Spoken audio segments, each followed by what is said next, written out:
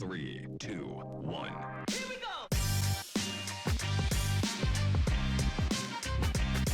1. Amis du soccer québécois, bonjour! Bienvenue pour cette nouvelle émission présentant différents acteurs du soccer québécois sous un autre jour, histoire de les connaître davantage. Aujourd'hui, nous nous rendons à Beauport, à la rencontre de Samir Grib, directeur sportif du Royal Select et entraîneur du Rouge et Or masculin.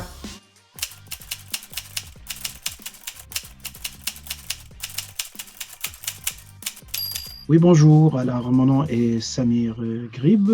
Je suis d'origine tunisienne, installé à Québec depuis déjà 1984. Ça va vite, le temps passe vite, j'ai l'impression que c'était hier. Je me rappelle que je suis arrivé en pleine tempête de neige comme étudiant à l'Université Laval, où j'ai étudié, j'ai un bac en sciences politiques, et puis j'ai fait des études en maîtrise en relations internationales. Je voulais être diplomate. Mais j'ai pas écrit mon essai. Pourquoi? Parce que j'avais commencé à travailler. J'ai eu un travail d'abord dans un premier temps comme stagiaire et ensuite un contrat d'1 an avec Radio-Canada. J'ai vraiment apprécié et c'était à la radio.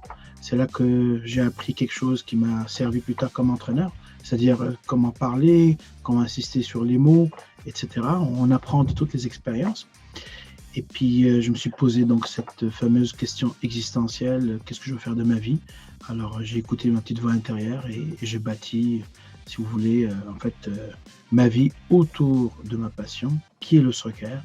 Et j'ai grandi dans le système québécois, autant au niveau civil qu'au niveau scolaire. C'est pour ça que là, je coach l'Université Laval depuis 2000 et je suis le directeur technique du Royal de Beauport depuis 2006.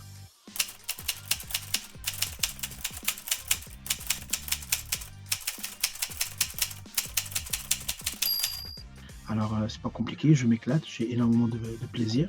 Je vois ma mission comme une mission de développer les jeunes avec les valeurs saines et éducatives du sport, quel que soit l'endroit où je suis. J'ai travaillé 5 ans avec les équipes du Québec, j'ai travaillé 12 ans avec le programme Sport-Études, avec mon ami Elder Duhart, on l'avait mis en place ensemble. J'ai presque tout fait au niveau du soccer, dans le sens que j'ai coupé le gazon, j'ai arbitré, j'ai joué pour les Caravelles de Sainte-Foy, qui évoluaient à l'époque, dans les années 80, dans la Ligue nationale de soccer du Québec, qui était une ligue semi-pro à l'époque. Nous, on payait pour jouer, on n'était pas payé. C'était avant même l'arrivée du Supra, qui est devenu l'Impact de Montréal. Et puis voilà, j'ai eu mon école de soccer qui a porté mon nom longtemps. Bref, il n'y a pas un jour où je ne regrette pas ma décision que d'être monté étape par étape. Je pense que j'ai coaché presque toutes les équipes de U8 jusqu'au senior masculin. J'ai coaché même les filles avec l'Amiral de Québec dans la W League. Je suis même un membre fondateur. J'ai été un membre fondateur de cette équipe-là. Bref, alors j'essaie vraiment de faire avancer la cause du soccer, développer des athlètes et surtout développer des entraîneurs.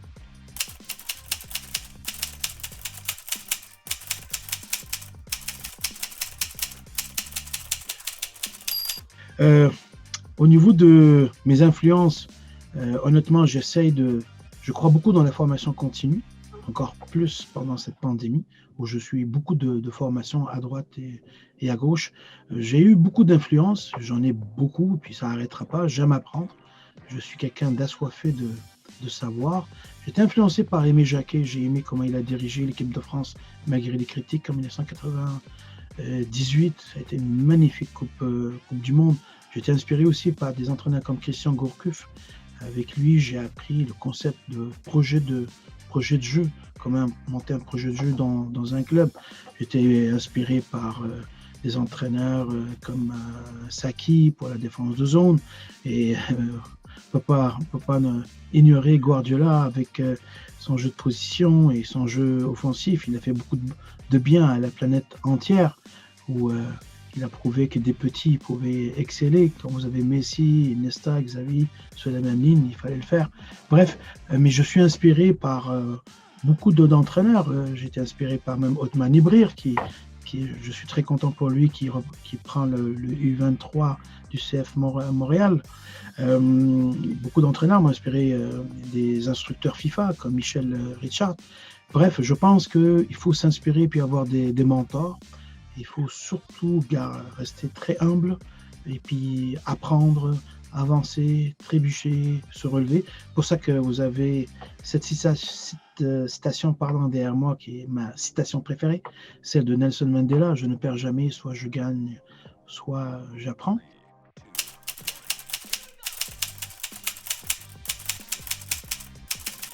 J'aime lire un peu de tout. Naturellement, j'aime m'intéresser beaucoup aux enjeux et aux enjeux de société. Donc, j'ai gardé ce lien avec la science politique où j'aime beaucoup m'intéresser à ce qui se passe ici chez nous et aussi à l'extérieur. Moi, je pense que c'est notre devoir de savoir ce qui se passe pour se faire une idée, surtout aujourd'hui où il y a beaucoup de fake news. Alors, je ne peux pas vous dire quels sont les livres qui m'ont marqué parce que j'en ai plusieurs, mais je lis un peu de tout. C'est-à-dire des livres sur le foot, naturellement, j'achète tout ce qui bouge. Je lis énormément des livres sur le développement personnel. Je lis des biographies. J'aime beaucoup m'inspirer de ceux qui réussissent.